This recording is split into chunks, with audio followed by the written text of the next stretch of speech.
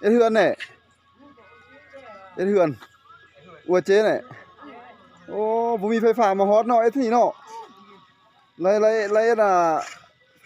แบบพื้นเมืองเนาะโอ้ความสามารถสูงก็งามอยู่ได้เนาะนี่เนาะนี่กบไรงาม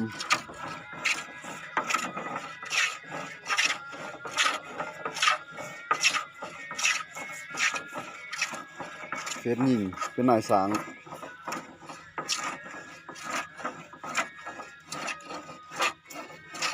2 คนแม่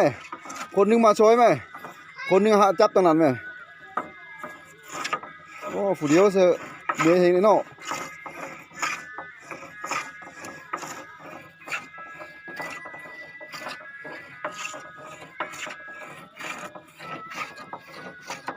วิถีชีวิต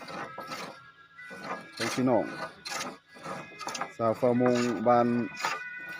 ยอดตรงเมืองกวนแขวงหัวฟัน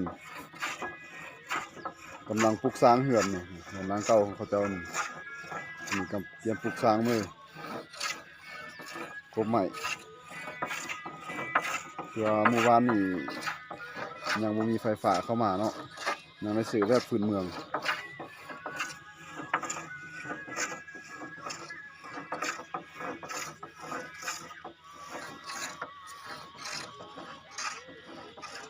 ร้านเฮือนเขาเจ้าเนาะมันเป็นแบบลังเลิมพี่น้องเอ้ยมันเป็นเมืองงาคาวิถีชีวิตแบบเรียบง่าย